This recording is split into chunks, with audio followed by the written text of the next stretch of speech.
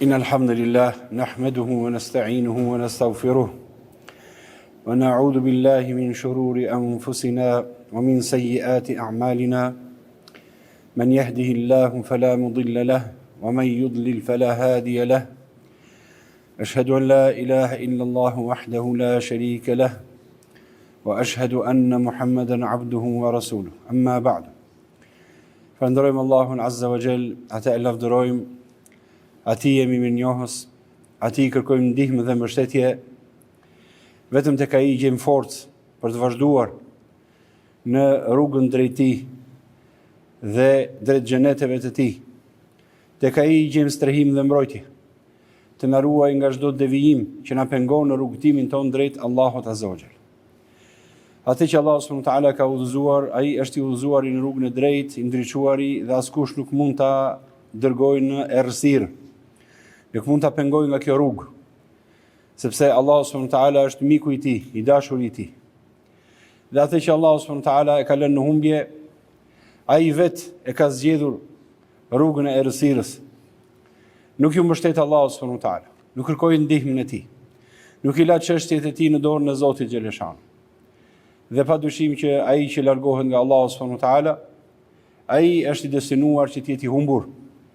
Vetëm nëse kthehet me pendim të sinqert dhe e rishikon lidhjen me Zotin xheleshan. Zemra është organi më i rëndësishëm tek njeriu. Sipas shumë thënieve të profetit sallallahu alaihi wasallam, nëse zemra është në rregull, e mbushur me iman, e qetë me mbështetjen tek Allahu subhanahu wa taala, e njeh Zotin xheleshanu, madhështinë e tij, dhe nga ana tjetër njeh dhe dobësinë e vetes, padyshim që kjo zemër do t'i mbështetet Allahut xheleshanu. Prandaj është e nevojshme njeriu gjatë gjithë udhëtimit drejt Allahut subhanahu wa taala të kujdeset për zemrën. Ndër mënyrat më të mira të kujdesit për të është lutja drejt për drejt Allahut Azza wa Jall për ta rregulluar këtë zemrën tonë në aspekte shumë të rëndësishme që kanë të bëjnë me shëndetin e saj. Një nga ato lutje shumë përfshirëse dhe madhështore që profeti sallallahu alaihi wasallam na e ka mësuar është dhe kjo lutje që do të qëndrojmë në hutbën e sotme. E mira është që njeriu ta mësojë këtë lutje, të lutet në kohët kur pranohen duat. Madje disa prej sahabëve përcillet se e kanë mësuar të lutje dhe bënin dhe në namazin e vitrit, në lutjen e kunutit. Pra lutjen që bëhet në fund të namazit të natës, sepse është shumë e rëndësishme vëllezërit e mi. Kalojmë direkt te kjo lutje. Thot profeti sallallahu alaihi wasallam, duke e mësuar të lutje sahabëve, para ai lutej profeti sallallahu alaihi wasallam dhe thoshte: Rabbi a'inni wa la tu'in alayya, wansurni wa la tansur alayya, wamkur li wa la tamkur alayya, wahdini wa yassir al-huda ilayya, wansurni ala man bagha alay. Rabbi ij'alni laka shakkaran, laka dhakkaran, laka rahhaban, laka mitwa'an, ilayka mukhbitan, laka awahan muniba. ربي تقبل توبتي واغسل حوبتي وأجب دعوتي وثبت حجتي واهدي قلبي وسدد لساني واسلل سخيمة قلبي. I marrim dal nga dal këto lutje ose këto pjesë dhe lusë Allahu subhanahu wa taala që t'i rregullojë zemrat tona. Vallahi një zemër e rregulluar dhe e lidhur fort me Allahun subhanahu wa taala ta lehtëson udhëtimin. Madje të bën që ta përjetosh atë me forma më të bukura që përjetohet, edhe udhëtimin e kësaj dhunjaje. Mos pyet pastaj për udhëtimin e ahiretit, se atëherë robi shkon mik tek Allahu subhanahu wa taala. Dhe Allahu xheleshanu i nderon të dashurit e tij, ata që i ka zgjedhur dhe e adhuruan atë në jetën e kësaj dhunjaje.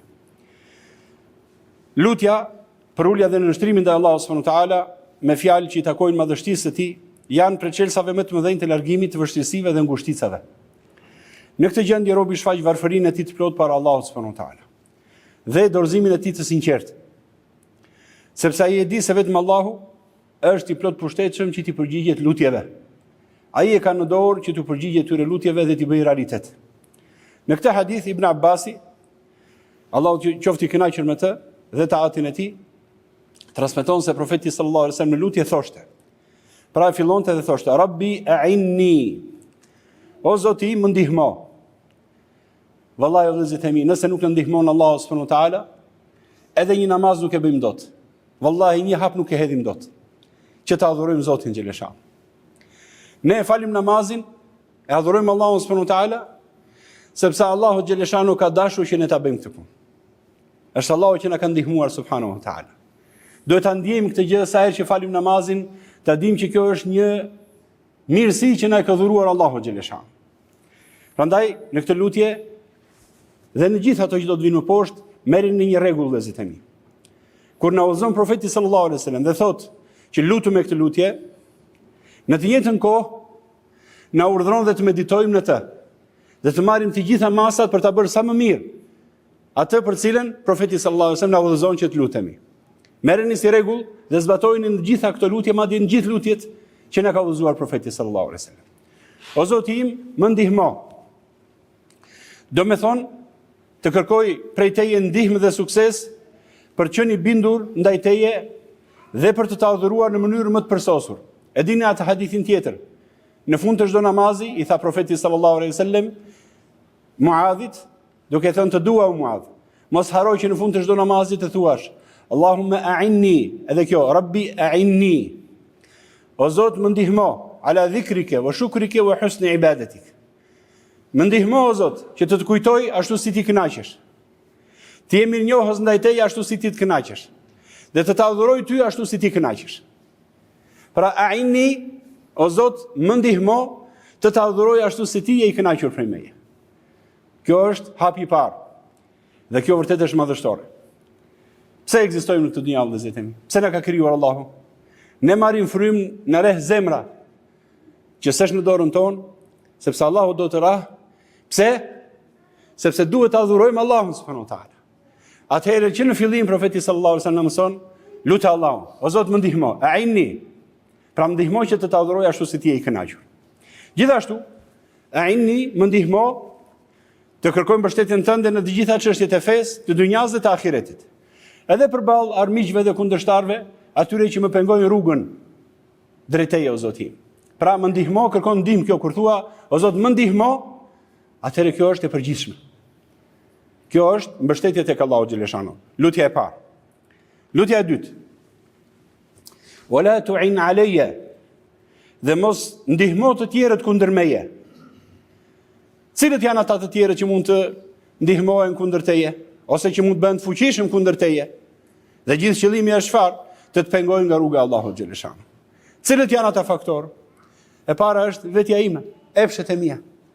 Mos i ndihmo epshet e mia të dalin më të forta se unë. Mos i ndihmo pasionet, shfrenimet, dëshirat, joshjet e kësaj dynjaje të jenë më të forta dhe të më pengojnë nga rruga jote. Pra mos ja jep askujt mbështetjen tënde kundër meje, as pasioni tim që më nxit drejt së keqes, as shejtanëve njerëz dhe xhin që përpiqen në të gjitha mënyrat të largojnë nga rruga e Allahut xhaleshanu. Pra në një farë mënyrë po kërkon që Allahu xhaleshanu të largojë pengesat nga rruga jote. E para ishte ndihmë që të ndihmojnë adhurimin ndaj tij. E dyta, largo pengesat o Zoti. Edhe lutjet në poshtë me këto kanë të bëjnë, por se janë disa veçori që ja vlen të meditojë njeriu në to.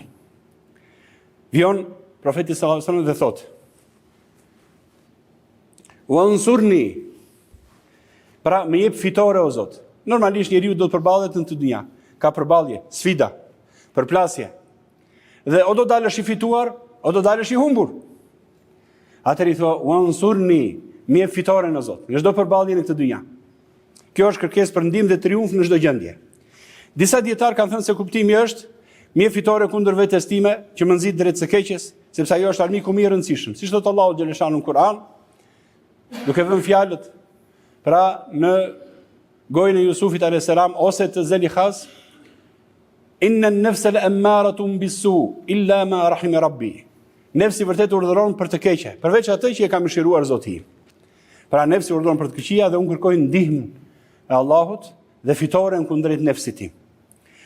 Dhe thot Allahu subhanahu wa taala: "In yansurkumullahu fala ghaliba lakum." Nëse ju ndihmon Allahu, ju jep fitoren Zoti, askush nuk mund t'ju mposhtë. Wa in yakhdhulkum, dhe nëse ju braktis, a'udhu billah. Pra ne kërkojmë mos na braktis Allahu, na fitoren Allahu xhel shan. Mos ta lër mëshirën e armiqve tan. Wa in yakhdhulkum faman dha alladhi yansurukum min duni. Kush do t'ju ndihmoj veç Allahu xhel shan? Kjo është në surën Ali Imran. Dhe thot profeti sallallahu alaihi wasallam në vijim të lutjes: "Wala tansur alayya", dhe mos i dhuro fitoren të tjerëve kundër meje. Pra mos më lër të mundur, mos lejo askënd nga krijesat e tua të ketë pushtet mbi mua. Dhe mos jep forcë vetes time, pra epsheve të mia që më nxisin drejt të keqes. Dhe mos lejo askënd që të jetë mbizotrues mbi mua. Shumë njerëz mund të mposhten këtë dynja. Janë të shumë të armiq të kërkojnë të shtypin, qoftë në aspektin shpirtëror, familjar, ekonomik, në të gjitha aspektet vëllezër e mi. Janë të shumë të ata që kërkojnë të rënojnë. Ti kërkon Allahu subhanahu wa taala: "Wala tansur alayya", mos u dhuro fitoren mbi mua o Zoti i Madh. Siç është ai lutja tjetër: "Wala tushmit bi al-a'da", o Zot, mos i lër armiqtë e mi të kënaqen me mua. Mos i lër armiqtë e mi të kënaqen me dështimin tim. Mbyllë pak ti lutem.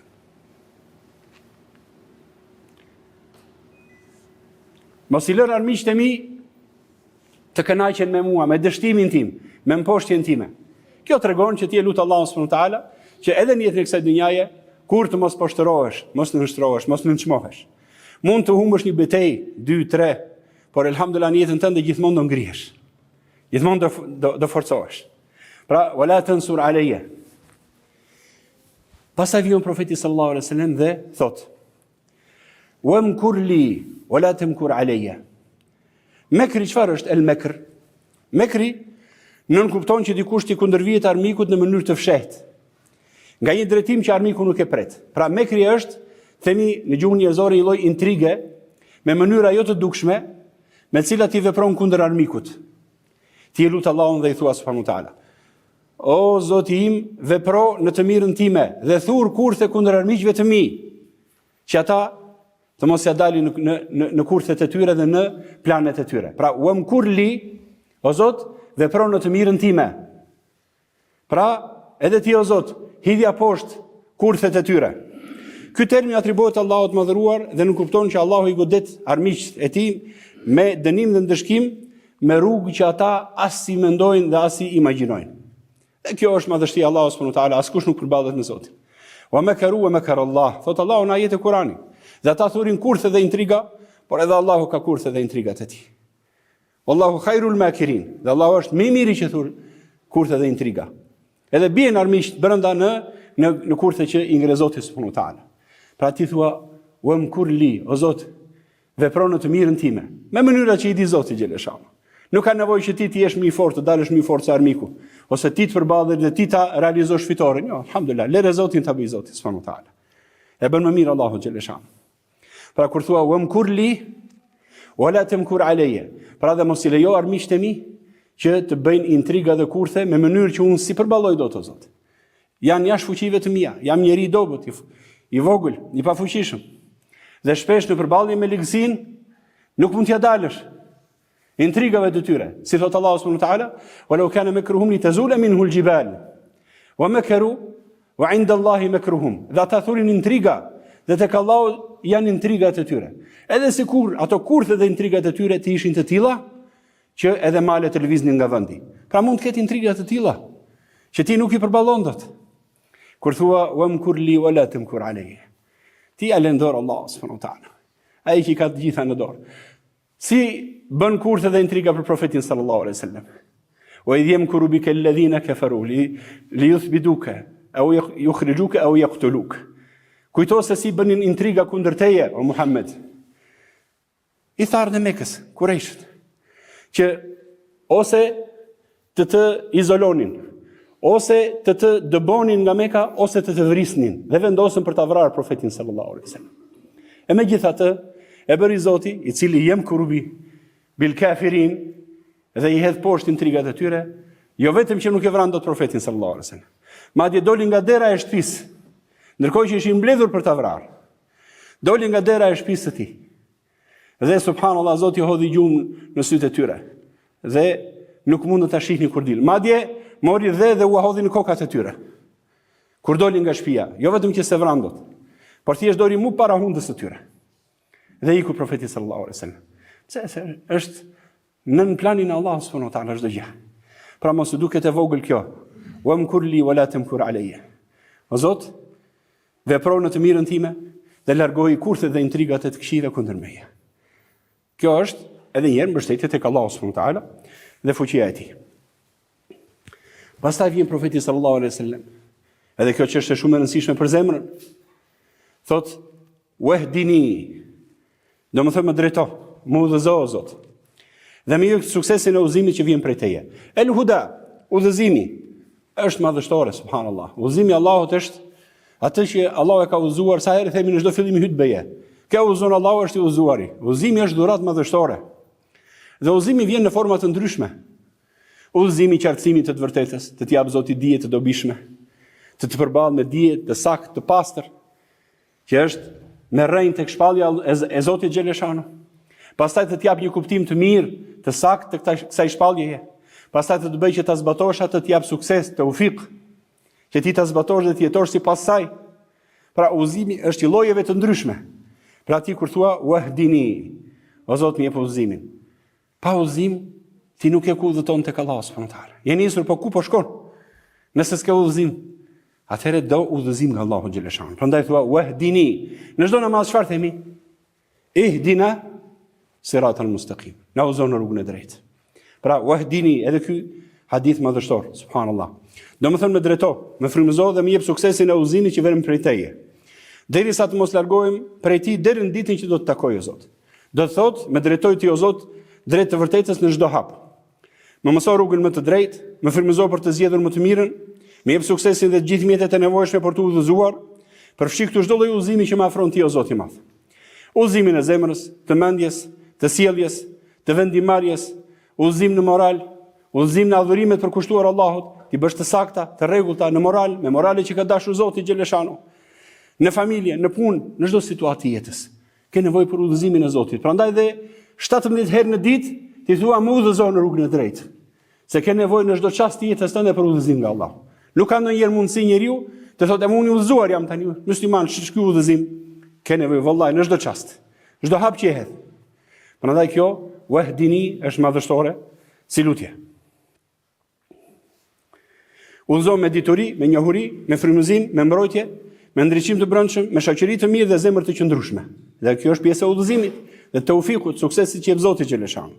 Më dhuro udhëzim të plot që buron nga ti, udhëzim që nuk venitet, nuk ndërpritet dhe nuk më lë të devijoj. Ky është udhëzimi i plotë i Allahut xheleshano.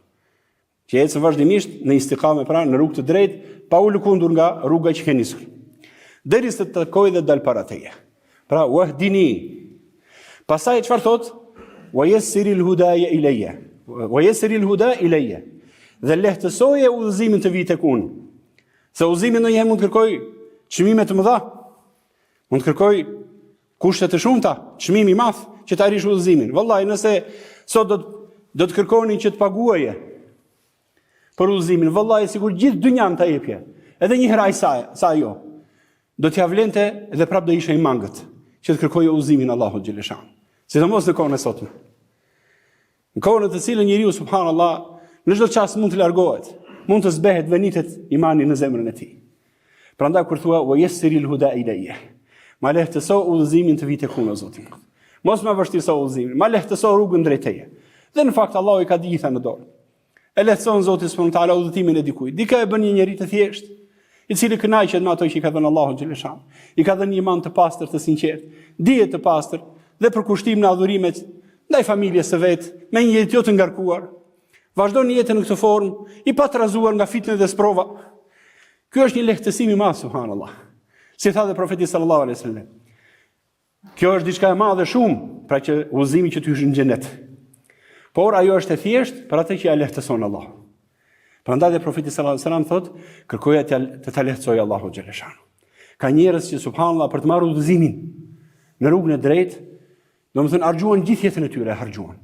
Dhe e investuar, nuk është e harxuar, por është e investuar me më të madhin fitim. Kujtoni Selman el Farisi. Investoi gjithë jetën e tij.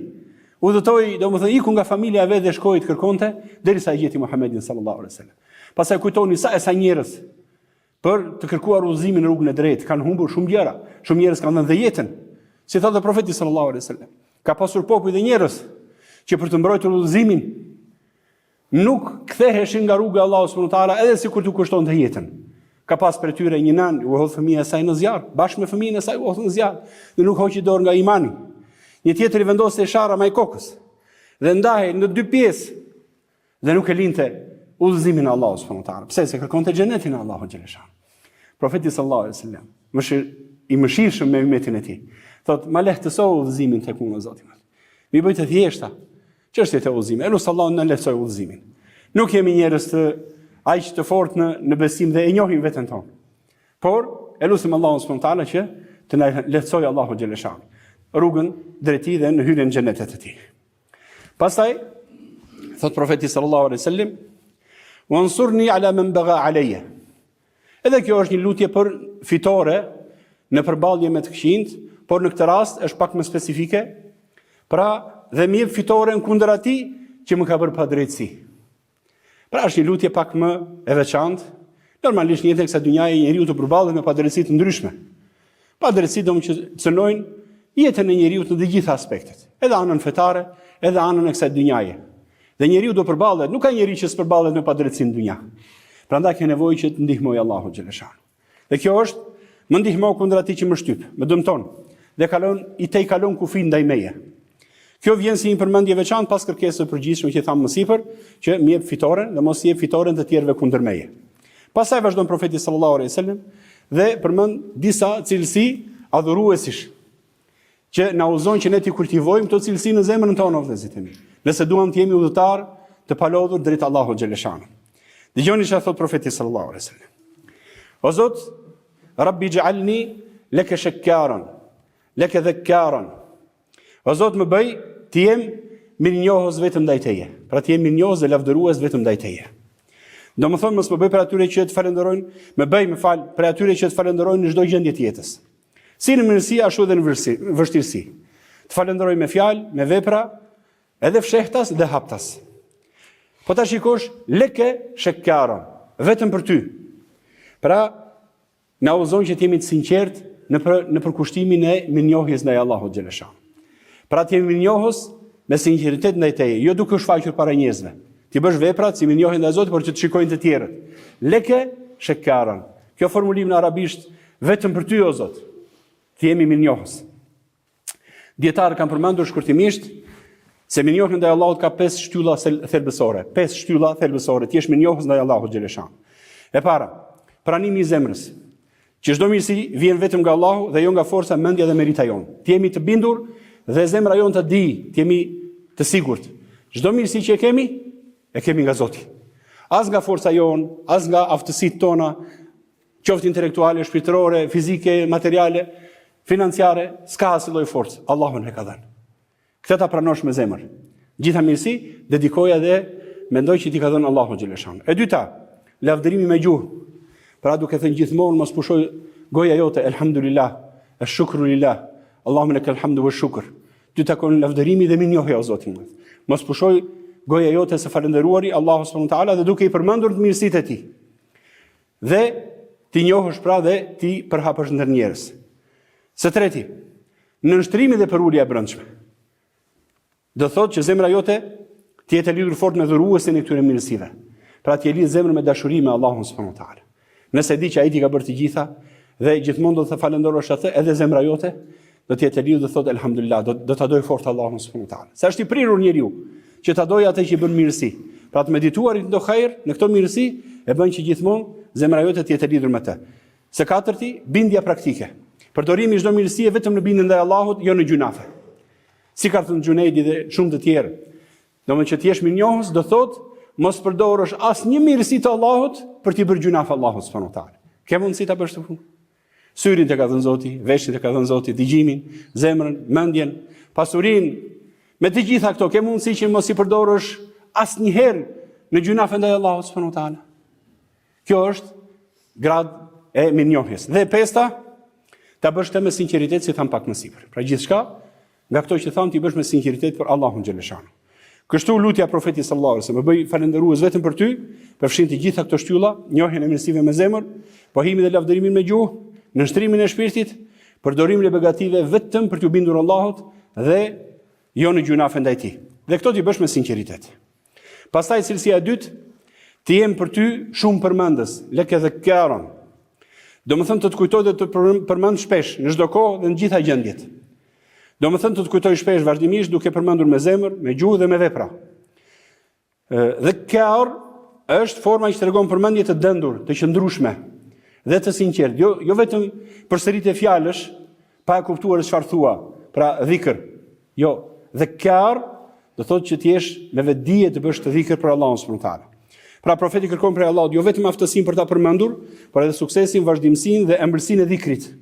Pa tjenë nga ta që kur bëjnë dhikër kënaqen me përkujtimin e Allahut. Dhe më kënaqen dhe nuk duan thjesht ta mbarojnë numrin e caktuar të dhikrit. Pra kur futen në dhikër harojnë dhe humbasin në të. Pra më bëj dhekara në Zot. Kjo është madhështore. Do më thënë ti kërkosh Allahut të ta bëj të dashur dhe ta shijosh, ta përjetosh me kënaqësi veprën më të mirë të kësaj dhunjaje që është dhikri i Allahut. Wala dhikrullahi akbar. Dhikri i Allahut është më i madh i adhurimeve, thot Allahu në Kur'an. Pra, më bëj që këtë dhikër o Zot ta bëj me kënaqësi dhe ta shijoj o Zot i madh. Se kjo do ta lehtësoj dhikrin. Adhurimin Allahut ta bëj të thjeshtë, nuk ta bëj si barr që thjesht dua ta heq. Fal namazin ata mbarojmë shpejt e shpejt. Jo vallahi, mezi ta presësh namazin nga namazi. Dhe kjo nuk është cilësi kaq e thjeshtë për të arritur. Prandaj lutja Allahut xhaleshanu të të bëj nga këta është lutje madhështore se ta zbukuron dhe stolis jetën. Ta lehtëson adhurimin ndaj Allahut xhaleshanu. Ai kërkon që Allahu të jap sukses në këtë, sepse përmendja e Allahut është prej veprave më të vlefshme dhe më të dashura për Allahun xhaleshanu. 3 nivele kryesore, si thon dietarët: dhikri i zemrës, dhikri i gjuhës dhe i gjymtyrve. Dhikri i zemrës, mendimi i vazhdueshëm mbi madhështitë, emrat, mirësitë dhe urtësitë e Allahut, prania e zemrës, domethënë me të edhe kur gjuha mbase hesht, zemra jote nuk hesht duke kujtuar Allahun. Dhikri i gjuhës, përmendja e rregullt përmes fjalëve të lavdërimit, tekbirit, tehlilit, pra subhanallah, elhamdulillah, Allahu akbar, la ilaha illallah, astaghfirullah. Dhe gjitha këto ka mundësi gjithkohës zemra jote ti përsërit vazhdimisht. Gjitha këto janë peshore rënd ditën e gjykimit. Dhe elhamdulillah udhëtimi se del bosh. Po udhëton drejt Allahut dhe po i mbush me sevape. Nuk le asnjë çast, je në makinë, duke ecur rrugës, duke qëndruar, duke pritur, sa të rish kot të hallakatesh me kotësitë e kësaj dynjaje. Le të jetë gjuha jote dhe zemra duke folur dhe duke përmendur të gjitha këto. Gjithashtu dhikri i gjymtyrve, bindja praktike, veprat e mira, urdhërimi për të mirë, ndalimi nga e keqja. Pra çdo vepër që bën për Allahun është dhikr për adhurimeve. Dhe e fundit për këtë pjesë të parë të hutbes, ti jem për ty i mbushur me frikë. Subhanallah. E lut Allahun që o Zot më mbush me frikë. Përse duhet frika? Dashuria për Allahun që të bësh sa më shumë adhurime. Po frika për të larguar gjunafeve. Nëse nuk të bën shpresa për sevapin xhenetin, dashuria për Allahun subhanahu wa taala, le të jetë frika që të shtrëngoj këmbët edhe kokën. Frika që asnjëherë mos marrësh guximin, domethënë ti bësh përshtatësi Allahut subhanahu wa taala. Frika nga ndëshkimi i xhehenemit, nga ditë e gjykimit, llogaria e vështirë, vështirësia në jetën e kësaj dynjaje se gjunafet sjellin ndëshkim. Edhe ta dish që nuk ndodh ndonjë fatkesim të dynjave se për shkak të gjunafeve. Nëse gjithmonë e ushqim veten në këtë formë, i mbushur me frikë do të jesh. Dhe kjo është frikë e shëndetshme. Nuk është frikë e dënueshme ose që e shkatron jetën e njeriu, madje e sjell njeriu aty ku duhet. Pra zemra ime të jetë e përshkruar me frikë, reflektuese ndaj teje në çdo gjendje. Të largohet nga çdo që çon në zemrimin tënd dhe të qëndrojnë në hijen e mbrojtjes së Allahut subhanahu wa taala. Kushtet për që vërtet rahab, pra njëri që ka frikë vërtet Zotin subhanahu wa taala, dietarën ka përmendur se kjo frikë e lartë, e sinqertë dhe e qëndrueshme nuk lind vetvetiu, por ndërtohet mbi disa kushte domosdoshme. Së pari, njohja e Allahut subhanahu wa taala me emrat dhe cilësitë e tij. Ka mundësi që gjatë gjithë jetës tënde, një herë në javë ndroje një emër për cilin mediton dhe që i falesh Allahut duke u drejtuar me të. Merre një javë dhe lutje Allahut me emrin e tij Ar-Rabb. Çdo lutje bëhet me këtë emër.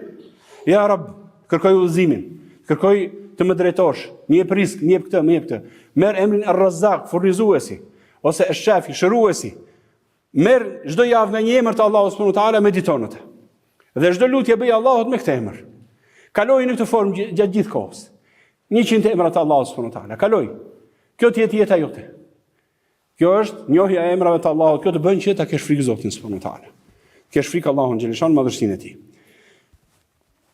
Së dyti, qartësia e zemrës nga gjunafet. Një zemër që është e mbushur me gjunafe vëllezërit e mi nuk e ka frikë Zotin subhanahu wa taala. Zbehet frika ndaj Allahut xheleshan. Pra nëse do ta kesh frikë Allahun dhe vërtet kesh ndroje, pastroje nga gjunafet. Dhe do të vijmë poshtë vazhdimi lutjes, që është në ndihmë të këtyre. Lutja për pendim dhe falje gjunafesh. Gjithashtu meditimi në Kur'anin, sidomos ajetet e kërcënimit, fuqisë së Allahut, ditës së gjykimit dhe dënimit. Kjo është prej metodave më të rëndësishme që përmendin dietarët që ta mbush zemrën me frikë. Pra lexoj Kur'anin duke medituar në këto pika. Mbajtja gjallë e ndjenjës së mbikëqyrjes, muraqabe. Kujtoj që Allahu gjithmonë të mbikëqyr dhe të shikon. Dhe asnjëherë mos e largo, pra kjo është grada e ihsanit, grada e lartë që na nxisin dietarët që ta kemi vazhdimisht. Dhe përdorimi i mirësive vetëse për mirësi dhe adhurimin e Allahut, gjithashtu dhe shoqëria e mirë. Me njerëz që të kujtojnë Allahun, të friksojnë ditën e gjykimit, takimin me Zotin, kujtojnë vdekjen dhe llogarin për Allahun xheleshanu. Këto shkurtimisht vëllezërit e mirë për pjesën e parë të hutbes.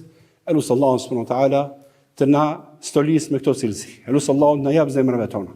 Na bëj që ta shijojmë adhurimin gjatë udhëtimit drejt tij. Yaqulu ma tasma'un wa astaghfirullahi al-azim li wa lakum wa lisa'iril mu'minin fastaghfiruhu innahu huwal ghafurur rahim.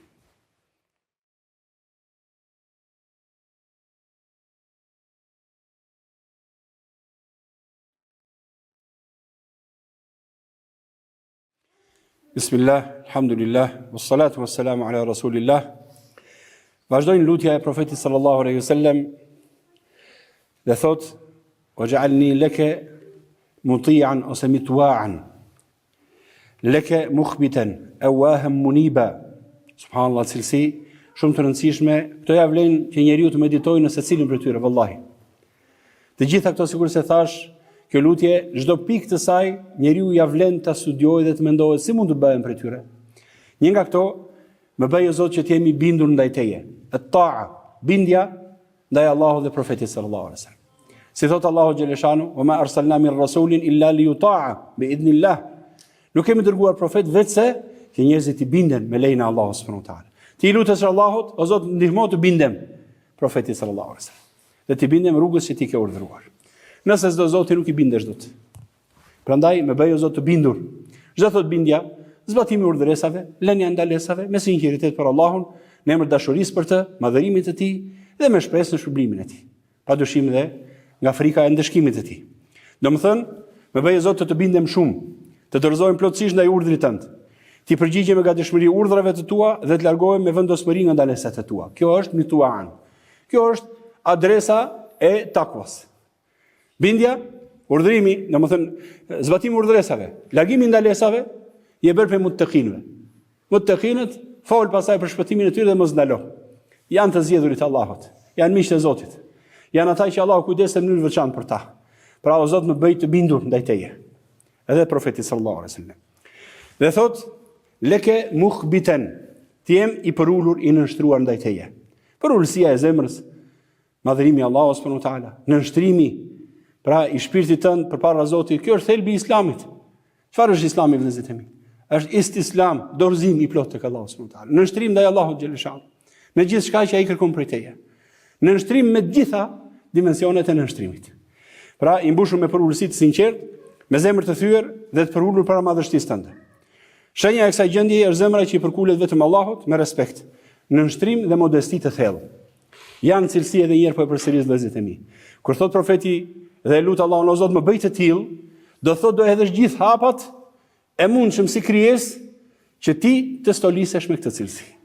Dhe padyshim Allahu subhanahu wa taala jep atij që lutet, por padyshim që dhe lutja drejtohet me sinqeritet, duke u përpjekur të bëhesh i tillë.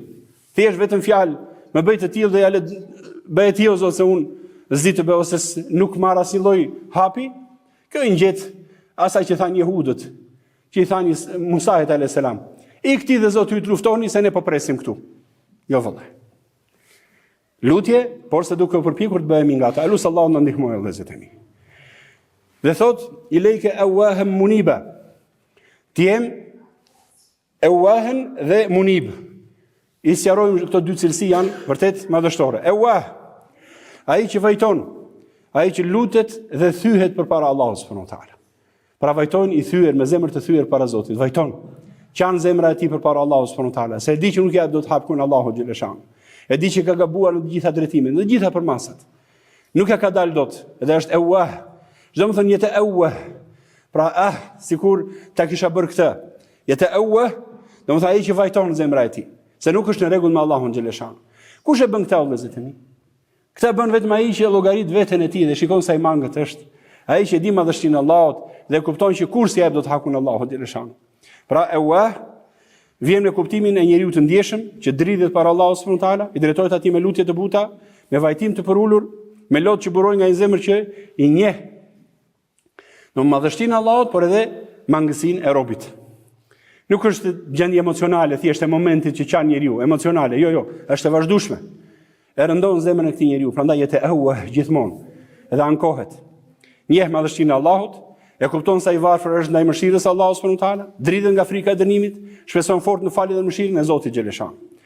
Askush nuk drejtohet Allahut me këtë lloj butësie dhe thyrje të zemrës, përveç atij që e di me siguri absolute që Allahu e dëgjon, e sheh dhe di se ditë e gjykimit është e sigurt. Pra ky njeri jetë ewah. Do të bësh ewah, forcoje njohurinë drejt Allah për Allahun subhanahu wa taala dhe për ditën e gjykimit. El Munib, ai që kthehet vazhdimisht tek Allahu. Është ai që kthehet shpesh tek Zoti, lutet për falje, korrigjon gabimet, hap një faqe të re dhe të pastër gjithmonë, sa herë gabon dhe rrezohet, ngrihet shpejt dhe kthehet tek Zoti. Ky është Munib. Pra njeriu që gjithmonë i kthehet zemra dhe gjithmonë sa herë gabon, i thotë Zot më fal, më ndihmo të kthehem. Menjëherë vazhdon dhe varpon të kthehet.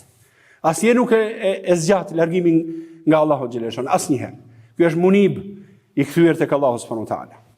Çdo ditë nuk jeton me mendje madhësi, por me ndjenjën e respektit për Allahun subhanahu wa taala dhe madhërimit të Zotit xhaleshan.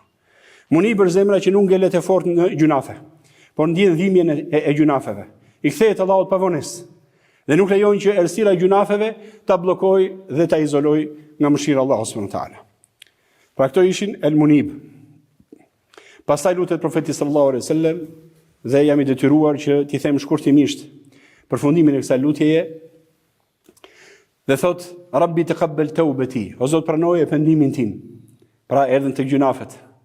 El Munib, ai që kthehet nga gjunafet dhe gjithmonë ka nevojë që Zoti t'ia pranojë pendimin. Se ai që do kthehet tek Zoti ka nevojë që Zoti ta pres dhe t'ia pranojë pendimin dhe t'ia fshijë gjunafet, t'ia heqë atë peshën e gjunafeve që e rëndon në rrugtimin drejt Allahut xhaleshan.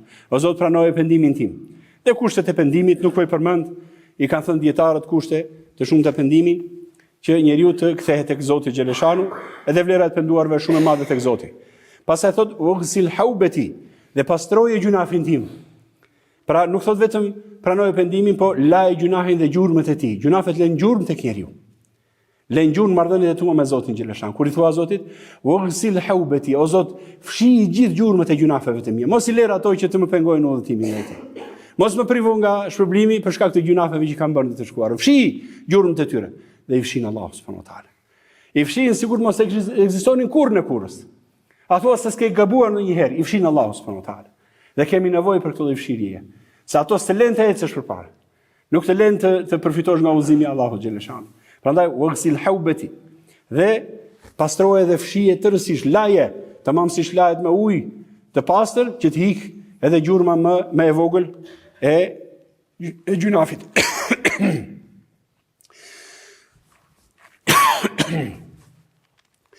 Wa ajib da'wati, dhe përgjigju lutjes time. Pra, padyshim, lutja ka është një përforcimi i kësaj lutjeje, që Allahu subhanahu wa taala përgjigjet dhe t'i përmbush këto që tha profeti sallallahu alaihi wasallam, dhe u lutem për çështje të tjera o vëllezër e mi, duke mos dashur të zgjatet më shumë këtë lutje, duhet që çdo musliman ta mësoj.